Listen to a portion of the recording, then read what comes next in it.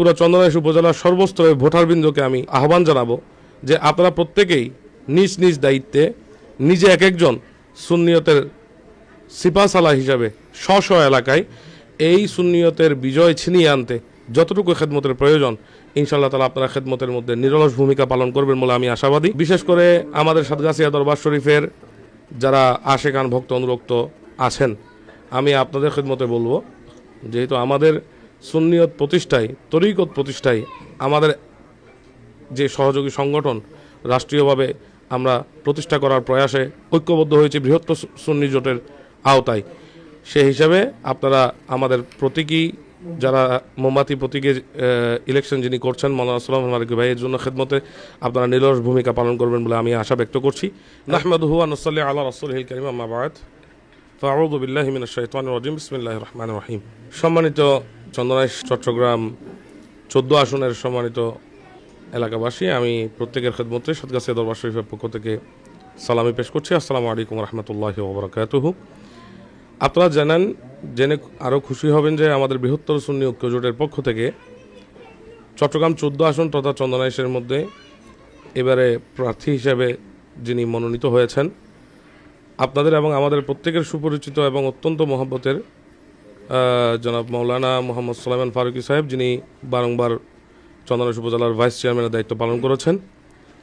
আপনাদের যে ঐকান্তিক ভালোবাসা যিনি সবসময় সিক্ত হয়েছিলেন মৌলানা সুলাইমান ফারুকী ভাই, উনি এবার মোমবাতি প্রতীকে এমপি ইলেকশন করবেন।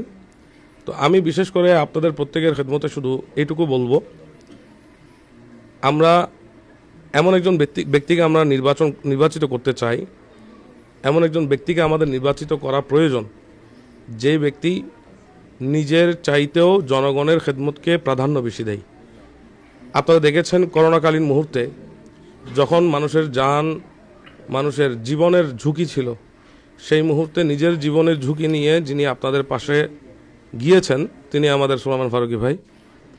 জারি সূত্রে যিনি নিজের জীবনের ঝুঁকিটাকে প্রাধান্য না দিয়ে জনগণের খেদমতটাকেই মূল বলে গুরুত্ব সহকারে যিনি দেখেছেন, আমি আশা করব আপনারা তিনাকে নির্বাচিত করতে পিছুপা হবেন না, কারণ তিনার যে খেদমতটুকু সেটা আপনাদের প্রত্যেকের কাছে স্পষ্ট। তো সামনের দিনে সুন্নিয়তকে রাষ্ট্রীয়ভাবে প্রতিষ্ঠা করার প্রয়াসে আমরা যেখানেই থাকি না কেন, প্রত্যেককে রাষ্ট্রীয় যে অবদান, সুন্নিয়তকে রাষ্ট্রীয়ভাবে প্রতিষ্ঠা করতে যে খেদমতের প্রয়োজন, সে খেদমত আমাদেরকে নিরলসভাবে করে যেতে হবে। দেখুন, আমরা এমন একটা সংগঠনের খেদমতে আছি, এমন একটা সংগঠনের সাথে আমরা জড়িত, যে সংগঠনের মধ্যে না আছে চাঁদাবাজি, না আছে টেন্ডারবাজি। এই সংগঠনটুকু একমাত্র দিনের খেদমতে, সুন্নিয়তের খেদমতে দীপ্ত শিকার মতো প্রত্যেকে স্ব স্থান থেকে নিজে কর্মী বনে নিজের পকেটের থেকে টাকা খরচ করে এই সুন্নিয়ত প্রতিষ্ঠা খেদমত করে যাচ্ছে।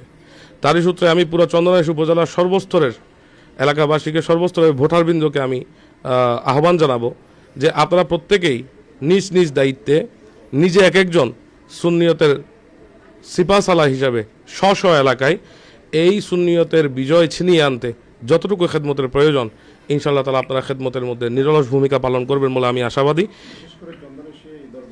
বিশেষ করে আমাদের সাতগাছিয়া দরবার শরীফের যারা আশেকান ভক্ত অনুরক্ত আছেন, আমি আপনাদের খেদমতে বলবো, যেহেতু আমাদের সুন্নিয়ত প্রতিষ্ঠায়, তরিকত প্রতিষ্ঠায় আমাদের যে সহযোগী সংগঠন রাষ্ট্রীয়ভাবে আমরা প্রতিষ্ঠা করার প্রয়াসে ঐক্যবদ্ধ হয়েছে বৃহত্তর সুন্নি জোটের আওতায়।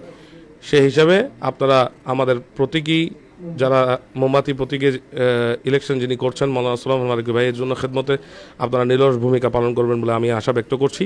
এবং পরিশেষে প্রত্যেককে আবারই সাতগাছিয়া দরবার শরীফের পক্ষ থেকে সালামি আরজ করে আমি বিদায় নিচ্ছি। আসসালামু আলাইকুম রহমতুল্লাহি ওয়া বারাকাতুহু।